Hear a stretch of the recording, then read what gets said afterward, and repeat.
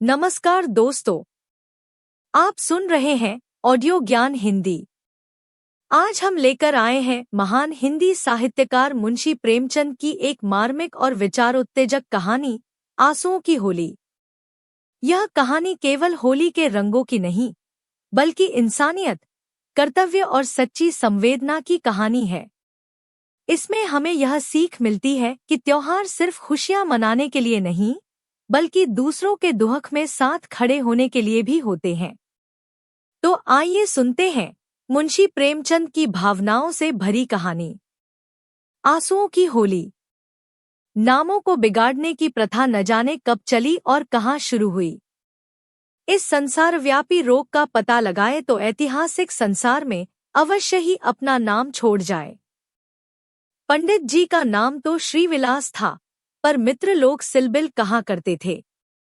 नामों का असर चरित्र पर कुछ न कुछ पड़ जाता है। बेचारे सिलबिल सचमुच ही सिलबिल थे। दफ्तर जा रहे हैं, मगर पाजामे का इजारबंद नीचे लटक रहा है। सिर पर फेल्ट कैप है, पर लंबी सी चुटिया पीछे झांक रही है। अचकन यो बहुत सुंदर है। न जाने उन्हें त्योहारों से क्या चिढ़ थी। दिवाली गुजर जाती पर वह भलामानस कौड़ी हाथ में न लेता, और होली का दिन तो उनकी भीषण परीक्षा का दिन था। 3 दिन वह घर से बाहर न निकलते। घर पर भी काले कपड़े पहने बैठे रहते थे। यार लोग टोह में रहते थे कि कहीं बचा फंस जाए, मगर घर में घुसकर तो फौजदारी नहीं की जाती। एक आधा बार फंसे भी, मगर घिघिया पुदिया कर बेदाग निकल गए। लेकिन अब की समस्या बहुत कठिन हो गई थी। शास्त्रों के अनुसार हम वर्ष तक ब्रह्मचर्य का पालन करने के बाद उन्होंने विवाह किया था। ब्रह्मचर्य के परिपक्व होने में जो थोड़ी बहुत कसर रही, वह 3 वर्ष के गौने की मुद्दत ने पूरी कर दी। यद्यपि स्त्री से कोई शंका न थी, तथापि वह औरतों को सिर चढ़ाने के हामी न थे। इस मामले में उन्हें अपना वही पुराना धुराना ढंग पसंद था। बीबी को जब कस कर डॉट दिया, तो उसकी मजाल है कि रंग हाथ से छुए। विपत्ति यह थी कि ससुराल के लोग भी होली मनाने आने वाले थे। पुरानी मसल है, बहन अंदर तो भाई सिकंदर। इन सिकंदरों के आक्रमण से बचने का उन्हें कोई उपाय न सूझता था। मित्र लोग घर में न जा सकते थे, लेकिन सिकंदरों को कौन रोक सकता है। स्त्री ने आंख फाड़ कर कहा, अरे भैया, क्या सचमुच रंग न घर लाओगे? यह कैसी होली है बाबा? सिलबिल ने त्योरिया चढ़ाकर कहा, बस मैंने एक बार कह दिया और बात दोहराना मुझे पसंद नहीं। घर में रंग नहीं आएगा और न कोई छुएगा। मुझे कपड़ों पर लाल छींटे देखकर मछली आने लगती है। हमारे घर में ऐसी ही होली होती है। स्त्री ने सिर झुकाकर कहा, तो न लाना रंगसंग, मुझे रंग लेकर क्या करना है? जब तुम ही रंग न छुओगे तो मैं कैसे छू सकती हूँ? सिलबिल ने प्रसन्न होकर कहा, निस्संदेह यही साध्वी स्त्री का धर्म है। लेकिन भैया तो आने वाले हैं, वह क्यों मानेंगे? उनके लिए भी मैंने एक उपाय सोच लिया है। उसे सफल बनाना तुम्हारा काम है। मैं बीमार बन जाऊंगा, एक चादर ओढ़कर लेट रहूंगा। तुम कहना इन्हें ज्वर आ गया। बस चलो, छुट्टी हुई। स्त्री ने आंख नचाकर कहा, ऐ नौज, कैसी बातें मुंह से निकालते हो? ज्वर जाए मुद्दई के घर, यहाँ आए तो मुंह झुलस दूं निगोड़े का। तो फिर दूसरा उपाय ही क्या है? तुम ऊपर वाली छोटी कोठरी में छिप रहना, मैं कह दूंगी। उन्होंने जुलाब लिया है। बाहर निकलेंगे तो हवा लग जाएगी। पंडित जी खिल उठे, बस बस, यही सबसे अच्छा। 1389 होली का दिन है। बाहर हाहाकार मचा हुआ है। पुराने जमाने में अबीर और गुलाल के सिवा और कोई रंग न खेला जाता था। अब नीले, हरे, काले सभी रंगों का मेल हो गया है, और इस संगठन से बचना आदमी के लिए तो संभव नहीं। हाँ, देवता बचें। सिलबिल के दोनों साले मोहल्ले भर के मर्दों, औरतों, बच्चों और बूढ़ों का निशाना बने हुए थे। बाहर के दीवान खाने के फर्श, दीवारें, यहाँ तक कि तस्वीरें भी रंग उठी थी। घर में भी यही हाल था। मोहल्ले की नंदे भला कब मानने लगी थी। परनाला तक रंगीन हो गया था। बड़े साले ने पूछा, क्यों री चंपा, क्या सचमुच उनकी तबीयत अच्छी नहीं? खाना खाने भी न आए? चंपा ने सिर झुकाकर कहा, हाँ भैया, रात ही से पेट में कुछ दर्द होने लगा। डॉक्टर ने हवा में निकलने को मना कर दिया है। जरा देर बाद छोटे साले ने कहा, क्यों जीजी जी, क्या भाई साहब नीचे नहीं आएंगे? ऐसी भी क्या बीमारी है? कहो तो ऊपर जाकर देखाऊं। चंपा ने उसका हाथ पकड़कर कहा, नहीं नहीं, ऊपर मत जयो, वह रंग वंग न खेलेंगे। डॉक्टर ने हवा में निकलने को मना कर दिया है। दोनों भाई हाथ मल कर रह गए। सहसा छोटे भाई को एक बात सूझी, जीजा जी के कपड़ों के साथ क्यों न होली खेलें? वे तो नहीं बीमार हैं। बड़े भाई के मन में यह बात बैठ गई। बहन बेचारी अब क्या करती? सिकंदरों ने कुंजियां उसके हाथ से ली और सिलबिल के सारे कपड़े निकाल निकाल कर रंग डाले। रूमाल तक न छोड़ा। जब चंपा ने उन कपड़ों को आंगन में अलगनी पर सूखने को डाल दिया तो ऐसा जान पड़ा मानो किसी रंगरेज ने ब्याह के जोड़े रंगे हों। सिलबिल ऊपर बैठे बैठे यह तमाशा देख रहे थे, पर जबान न खोलते थे। छाती पर सापसा लौट रहा था। सारे कपड़े खराब हो गए, दफ्तर जाने को भी कुछ न बचा। इन दुष्टों को मेरे कपड़ों से न जाने क्या बैर था। घर में नाना प्रकार के स्वादिष्ट व्यंजन बन रहे थे। मोहल्ले की एक ब्राह्मणी के साथ चंपा भी जुटी हुई थी। दोनों भाई और कई अन्य सज्जन आंगन में भोजन करने बैठे तो बड़े साले ने चंपा से पूछा, कुछ उनके लिए भी खिचड़ी विचड़ी बनाई है? पूरियां तो बेचारे आज खा न सकेंगे। चंपा ने कहा, अभी तो नहीं बनाई, अब बना लूंगी। वाह री तेरी अक्ल, अभी तक तुझे इतनी फिक्र नहीं कि वह बेचारे खाएंगे क्या? तू तो इतनी लापरवाह कभी न थी। जा निकाल ला जल्दी से चावल और मूंग की दाल, लीजिए खिचड़ी पकने लगी। इधर मित्रों ने भोजन करना शुरू किया। सिलबिल ऊपर बैठे अपनी किस्मत को रो रहे थे। उन्हें इस सारी विपत्ति का एक ही कारण मालूम होता था, विवाह। चंपा न आती तो ये साले क्यों आते, कपड़े क्यों खराब होते, होली के दिन मूंग की खिचड़ी क्यों खाने को मिलती? मगर अब पछताने से क्या होता है। जितनी देर में लोगों ने भोजन किया, उतनी देर में खिचड़ी तैयार हो गई। बड़े साले ने खुद चंपा को ऊपर भेजा कि खिचड़ी की थाली ऊपर दे आए। सिलबिल ने थाली की ओर कुपित नेत्रों से देखकर कहा, इसे मेरे सामने से हटा ले जाओ। क्या आज उपवास ही करोगे? तुम्हारी यही इच्छा है तो यही सही। मैंने क्या किया? सबेरे से जुटी हुई हूँ। भैया ने खुद खिचड़ी डलवाई और मुझे यहाँ भेजा। हाँ, वह तो मैं देख रहा हूँ कि मैं घर का स्वामी नहीं। सिकंदरों ने उस पर कब्जा जमा लिया है, मगर मैं यह नहीं मान सकता कि तुम चाहती तो और लोगों के पहले ही मेरे पास थाली न पहुंच जाती। मैं इसे पतिव्रत धर्म के विरुद्ध समझता हूँ। और क्या कहूँ?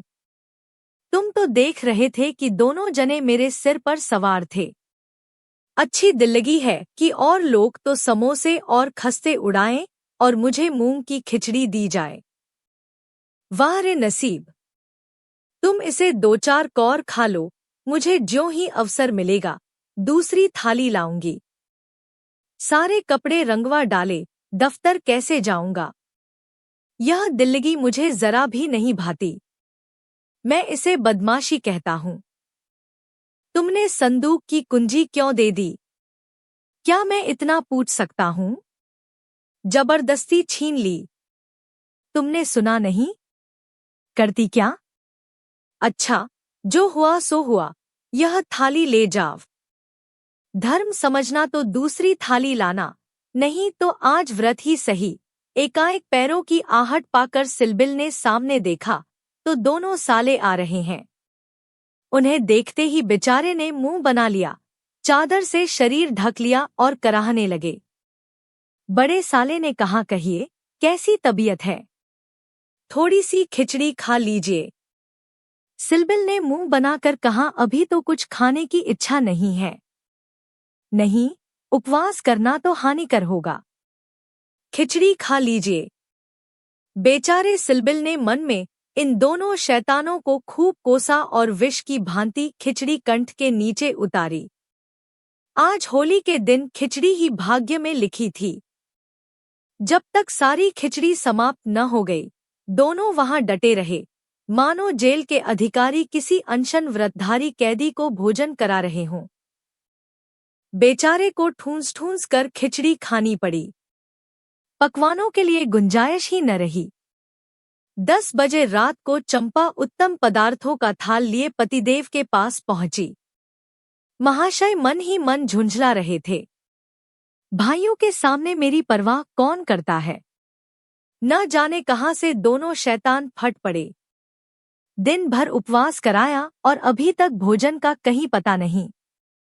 बारे चंपा को थाल लाते देखकर कुछ अग्नि शांत हुई। बोले, अब तो बहुत सबेरा है, 1-2 घंटे बाद क्यों न आई। चंपा ने सामने थाली रखकर कहा, तुम तो न हारी ही मानते हो, न जीती। अब आखिर ये 2 मेहमान आए हुए हैं, इनकी सेवा सत्कार न करूं तो भी तो काम नहीं चलता। तुम्ही को बुरा लगेगा। कौन रोज आएंगे। ईश्वर न करे कि रोज आएं। यहाँ तो एक ही दिन में बधिया बैठ गई। थाल की सुगंध में तरबतर चीजें देखकर सहसा पंडित जी के मुखारविंद पर मुस्कान की लाली दौड़ गई। एक एक चीज खाते थे और चंपा को सराहते थे। सच कहता हूँ चंपा, मैंने ऐसी चीजें कभी नहीं खाई थी। हलवाई साला क्या बनाएगा। जी चाहता है कुछ इनाम दूं। तुम मुझे बना रहे हो। क्या करूं, जैसा बनाना आता है बना लाई। नहीं जी, सच कह रहा हूं। मेरी तो आत्मा तक तृप्त हो गई। आज मुझे ज्ञात हुआ कि भोजन का संबंध उदर से इतना नहीं जितना आत्मा से है। बतलाओ क्या इनाम दूं। जो मांगू वह दोगे। दूंगा, जनेऊ की कसम खाकर कहता हूं। न दो तो मेरी बात जाए। कहता हूं भाई, अब कैसे कहूं। क्या लिखापढ़ी कर दूं। अच्छा तो मांगती हूं। मुझे अपने साथ होली खेलने दो। पंडित जी का रंग उड़ गया। आंखें फाड़ कर बोले, होली खेलने दूं। मैं तो होली खेलता नहीं, कभी नहीं खेला। होली खेलना होता तो घर में छिपकर क्यों बैठता। और के साथ मत खेलो, लेकिन मेरे साथ तो खेलना ही पड़ेगा। यह मेरे नियम के विरुद्ध है। जिस चीज को अपने घर में उचित समझूं उसे किस न्याय से घर के बाहर अनुचित समझूं, सोचो। चंपा ने सिर नीचा करके कहा, घर में ऐसी कितनी बातें उचित समझते हो जो घर के बाहर करना अनुचित ही नहीं पाप भी है। पंडित जी झेंपते हुए बोले, अच्छा भाई, तुम जीती, मैं हारा। अब मैं तुमसे यही दान मांगता हूं। पहले मेरा पुरस्कार दे दो, पीछे मुझसे दान मांगना। यह कहते हुए चंपा ने लोटे का रंग उठा लिया और पंडित जी को सिर से पांव तक नहला दिया। जब तक वह उठकर भागे, उसने मुट्ठी भर गुलाल लेकर सारे मुंह में पोत दिया। पंडित जी रोनी सूरत बनाकर बोले, अभी और कसर बाकी हो तो वह भी पूरी कर लो। मैं जानता था कि तुम मेरी आस्तीन का सांप बनोगी। अब और कुछ रंग बाकी नहीं रहा। चंपा ने पति के मुख की ओर देखा तो उस पर मनोवेदना का गहरा रंग झलक रहा था। पछताकर बोली, क्या तुम सचमुच बुरा मान गए हो। मैं तो समझती थी कि तुम केवल मुझे चिढ़ा रहे हो। श्रीविलास ने कांपते हुए स्वर में कहा, नहीं चंपा, मुझे बुरा नहीं लगा। हाँ, तुमने मुझे उस कर्तव्य की याद दिला दी जो मैं अपनी कायरता के कारण भुला बैठा था। वह सामने जो चित्र देख रही हो, मेरे परम मित्र मनहरनाथ का है, जो अब संसार में नहीं है। तुमसे क्या कहूँ, कितना सरस, कितना भावुक, कितना साहसी आदमी था। देश की दशा देख देख कर उसका खून जलता रहता था। हम भी कोई उम्र होती है, पर वह उसी उम्र में अपने जीवन का मार्ग निश्चित कर चुका था। सेवा करने का अवसर पाकर वह इस तरह उसे पकड़ता था, मानो संपत्ति हो। जन्म का विरागी था, वासना तो उसे छू ही न गई थी। हमारे और साथी सैर-सपाटे करते थे, पर उसका मार्ग सबसे अलग था। सत्य के लिए प्राण देने को तैयार, कहीं अन्याय देखा और भवे तन गई, कहीं पत्रों में अत्याचार की खबर देखी और चेहरा तमतमा उठा। ऐसा तो मैंने आदमी ही नहीं देखा। ईश्वर ने अकाल ही बुला लिया, नहीं तो वह मनुष्यों में रत्न होता। किसी मुसीबत के मारे का उद्धार करने को अपने प्राण हथेली पर लिए फिरता था। स्त्री जाति का इतना आदर और सम्मान कोई क्या करेगा? स्त्री उसके लिए पूजा और भक्ति की वस्तु थी। 5 वर्ष हुए, यही होली का दिन था। मैं भंग के नशे में चूर, रंग में सिर से पांव तक नहाया हुआ, उसे गाना सुनने के लिए बुलाने गया, तो देखा कि वह कपड़े पहने कहीं जाने को तैयार है। पूछा, खा जा रहे हो? उसने मेरा हाथ पकड़कर कहा, तुम अच्छे वक्त पर आ गए, नहीं तो मुझे जाना पड़ता। एक अनाथ बुढ़िया मर गई है, कोई उसे कंधा देने वाला नहीं मिलता। कोई किसी मित्र से मिलने गया हुआ है, कोई नशे में चूर पड़ा हुआ है, कोई मित्रों की दावत कर रहा है, कोई महफिल सजाए बैठा है। कोई लाश को उठाने वाला नहीं। ब्राह्मण क्षत्रिय उस चमारिन की लाश कैसे छुएंगे? उनका तो धर्म भ्रष्ट होता है, कोई तैयार नहीं होता। बड़ी मुश्किल से 2 कहार मिले हैं। एक मैं हूँ, चौथे आदमी की कमी थी, सो ईश्वर ने तुम्हें भेज दिया। चलो, चलें। हाय, अगर मैं जानता कि यह प्यारे मनहर का आदेश है, तो आज मेरी आत्मा को इतनी ग्लानि न होती। मेरे घर कई मित्र आए हुए थे। गाना हो रहा था। उस वक्त लाश उठाकर नदी जाना मुझे अप्रिय लगा। बोला, इस वक्त तो भाई, मैं नहीं जा सकूंगा। घर पर मेहमान बैठे हुए हैं। मैं तुम्हें बुलाने आया था। मनहर ने मेरी ओर तिरस्कार के नेत्रों से देखकर कहा, अच्छी बात है, तुम जाओ, मैं और कोई साथी खोज लूंगा। मगर तुमसे मुझे ऐसी आशा नहीं थी। तुमने भी वही कहा जो तुमसे पहले औरों ने कहा था। कोई नई बात नहीं थी। अगर हम लोग अपने कर्तव्य को भूल न गए होते, तो आज यह दशा ही क्यों होती? ऐसी होली को धिक्कार है। त्योहार, तमाशा देखने, अच्छी अच्छी चीजें खाने और अच्छे अच्छे कपड़े पहनने का नाम नहीं है। यह व्रत है, तप है, अपने भाइयों से प्रेम और सहानुभूति करना ही त्योहार का खास मतलब है। और कपड़े लाल करने के पहले खून को लाल कर लो। सफेद खून पर यह लाली शोभा नहीं देती। यह कहकर वह चला गया। मुझे उस वक्त यह फटकारे बहुत बुरी मालूम हुई। अगर मुझमें वह सेवा भाव न था, तो उसे मुझे यो धिक्कारने का कोई अधिकार न था। घर चला आया, पर वे बातें बराबर मेरे कानों में गूंजती रहीं। होली का सारा मजा बिगड़ गया। 1 महीने तक हम दोनों की मुलाकात न हुई। कॉलेज इम्तिहान की तैयारी के लिए बंद हो गया था, इसलिए कॉलेज में भी भेंट न होती थी। मुझे कुछ खबर नहीं, वह कब और कैसे बीमार पड़ा, कब अपने घर गया। सहसा एक दिन मुझे उसका एक पत्र मिला। हाय! उस पत्र को पढ़कर आज भी छाती फटने लगती है। श्रीविलास एक क्षण तक गला रुक जाने के कारण बोल न सके। फिर बोले, किसी दिन तुम्हें फिर दिखाऊंगा। लिखा था, मुझसे आखिरी बार मिल जा, अब शायद इस जीवन में भेंट न हो। खत मेरे हाथ से छूट कर गिर पड़ा। उसका घर मेरठ के जिले में था। दूसरी गाड़ी जाने में आधा घंटे की कसर थी। तुरंत चल पड़ा, मगर उसके दर्शन न बदे थे। मेरे पहुंचने के पहले ही वह सिधार चुका था। चंपा, उसके बाद मैंने होली नहीं खेली, होली ही नहीं, और सभी त्योहार छोड़ दिए। ईश्वर ने शायद मुझे क्रिया की शक्ति नहीं दी। अब बहुत चाहता हूँ कि कोई मुझसे सेवा का काम ले। खुद आगे नहीं बढ़ सकता, लेकिन पीछे चलने को तैयार हूँ। पर मुझसे कोई काम लेने वाला भी नहीं। लेकिन आज वह रंग डालकर तुमने मुझे उस धिक्कार की याद दिला दी। ईश्वर मुझे ऐसी शक्ति दे कि मैं मन में ही नहीं, कर्म में भी मनहर बनूं। यह कहते हुए श्रीविलास ने तश्तरी से गुलाल निकाला और उसे चित्र पर छिड़क कर प्रणाम किया। तो दोस्तों, यह थी महान लेखक मुंशी प्रेमचंद की प्रेरणादायक कहानी आंसुओं की होली।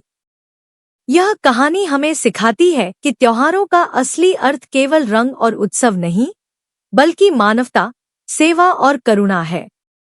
अगर आपको यह कहानी पसंद आई हो तो वीडियो को लाइक करें, शेयर करें और हमारे चैनल ऑडियो ज्ञान हिंदी को सब्सक्राइब करना न भूलें। ऐसी ही और प्रेरणादायक कहानियां सुनने के लिए जुड़े रहिए ऑडियो ज्ञान हिंदी के साथ। धन्यवाद।